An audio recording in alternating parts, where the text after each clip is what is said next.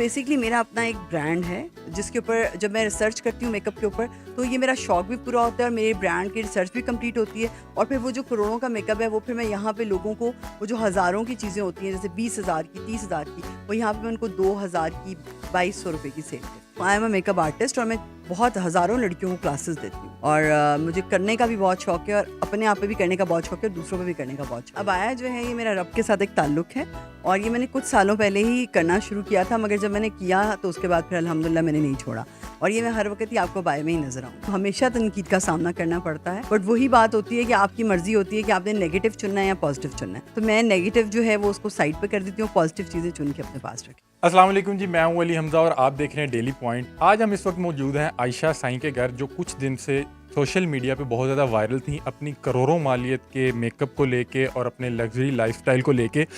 आइए हम इनसे मिलते हैं और उनसे जानने की कोशिश करते हैं कि मेकअप ही क्यों और करोड़ों का क्यों, और उसके अलावा ये पैसा कहाँ से आया और उनकी लाइफ के मुतालिक थोड़ा सा उनसे सवाल जवाब करते हैं। आइए इनसे मिलते हैं। अस्सलाम वालेकुम। वालेकुम सलाम। क्या हाल है मैम? अल्हम्दुलिल्लाह, आप कैसे हैं? अल्हम्दुलिल्लाह। मैम सबसे पहले मैं आपसे पूछना चाहूँगा कि आयशा साईं, साईं क्यों? साईं मैंने देखा है अक्सर सिंध वाली साइड पे मेल हज़रात यूज़ करते हैं, तो साईं क्यों?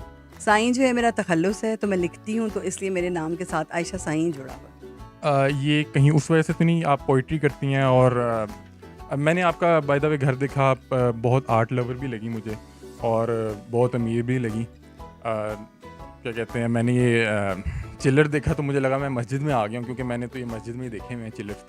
और फिर मैंने इनका स्विमिंग पूल देखा तो मुझे लगा कि मैं किसी पार्क में फिर रहा हूँ।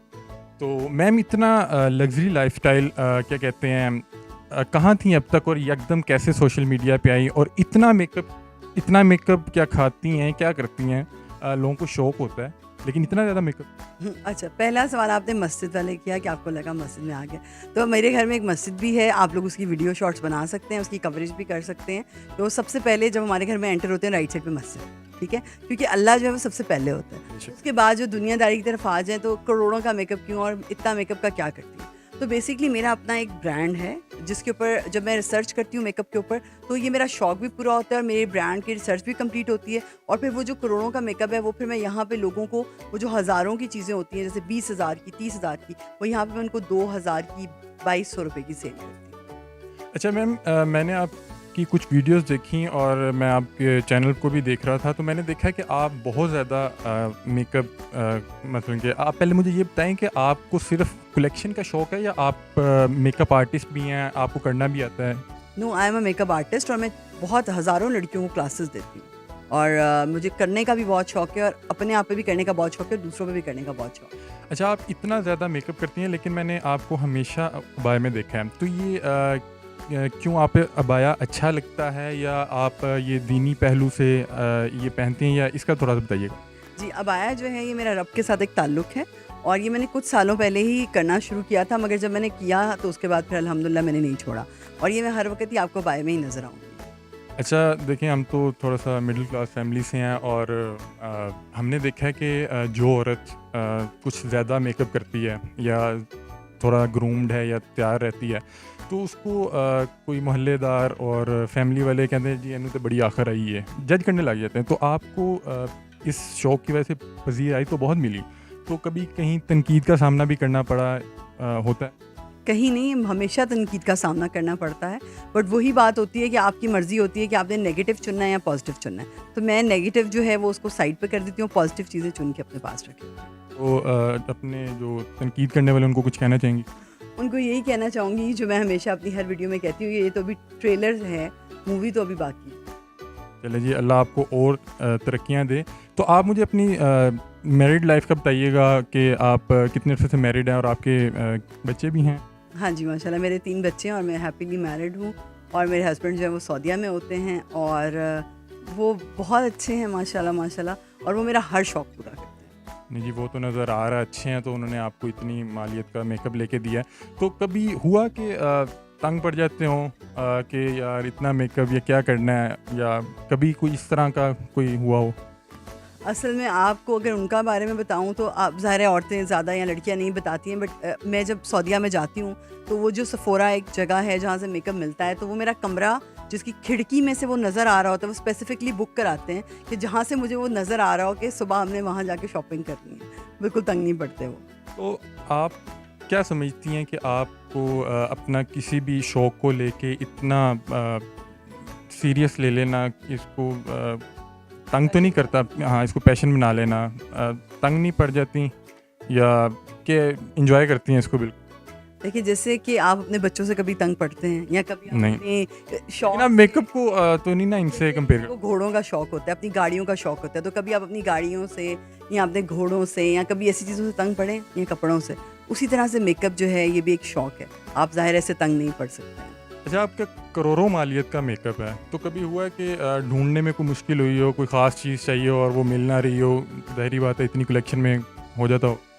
कभी कभी होता है ऐसे, मगर मैंने हमेशा जो चीज़ मैं जहाँ से उठाती हूँ मैं वहीं पे वापस रखती हूँ, इसलिए ज़्यादा मुश्किल नहीं होती। चलिए, बड़ी अच्छी बात है। अच्छा, मैंने आपको देखा आप बहुत ज़्यादा आर्ट लवर हैं। मैंने देखा जगह-जगह पेंटिंग्स लगी हुई हैं और उस तरह की आर्ट से रिलेटेड बहुत सी चीज़ें पड़ी हुई हैं। तो मैंने सुना कि आप शेरो शायरी भी करती हैं। तो अगर आप कोई एक आधा शेर इरशाद करें। ज़रूर ज़रूर। कभी कभी मैं थक जाती हूँ, अपने साथ बिताए इतने साल मुझे थका देते हैं।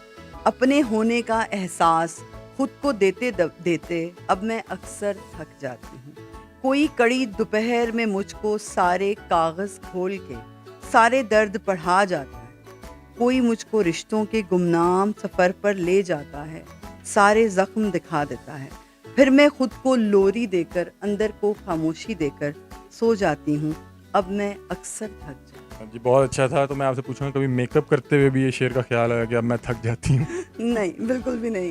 मेकअप करते हुए मुझे जो एक्साइटमेंट होती है, जैसे एक छोटे बच्चे को नहीं होती है, कोई चॉकलेट देख के या कोई टॉफ़ीज़ देख के, उस तरह से मुझे मेकअप की बहुत एक्साइटमेंट होती है। और अगर वो गलती से कहीं टूट जाए, तो बस फिर मैं वाक़ई लिटरली में रोती हूँ। तो मैंने देखा कि ज़्यादातर औरतें ज्वेलरी को का शौक़ रखती हैं। तो ये आपकी मेकअप में ज्वेलरी भी ऐड है या सिर्फ़ मेकअप वाली आइटम? नहीं, नहीं, मेकअप में ज्वेलरी भी ऐड होती है मेरे। और मेरी जब मैं मतलब पूरा तैयार होती हूँ तो ज्वेलरी भी साथ होती है, मेकअप भी होता है, अबाया भी होता है, तो वो एक पूरा एक वो होता है ड्रेसिंग। तो आप कोई अपना कोई पैगाम देना चाहें अपने फैंस को या जो आपको देख रहे हैं, सुन रहे हैं?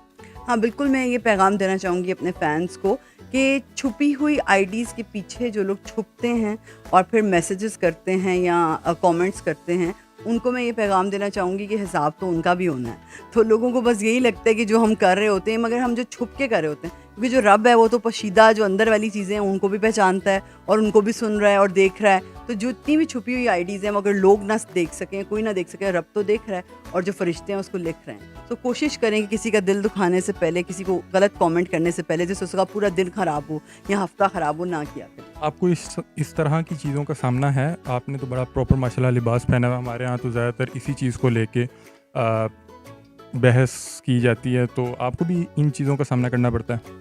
बिल्कुल जी, मर्द हज़रात से तो मैं हज़म नहीं हो रही हूँ, उनसे तो मैं बर्दाश्त से बिल्कुल बाहर होती जा रही हूँ। और उनको मैं यही कहूँगी कि औरत अपनी हद में रह के भी सब कुछ कर सकती है। बिल्कुल नेगेटिविटी का सामना करना पड़ता है आपको, और हम भी करते हैं, कोई टेंशन नहीं है। जी, तो ये थी आयशा सईद, जिनसे बात करके बहुत अच्छा लगा। उन्होंने कहा कि कुछ लोगों को मैं हज़म नहीं हो रही, और यहाँ पे हमारी सोसाइटी में कुछ ऐसे लोग हैं जिनसे वाक़ई तरक्की करती हुई औरत नहीं देखी जाती। इसी के साथ मुझे दीजिए इजाज़त, और अपना ख़्याल रखिएगा और चैनल को सब्सक्राइब करना बिल्कुल ना भूलिएगा। अल्लाह हाफ़िज़।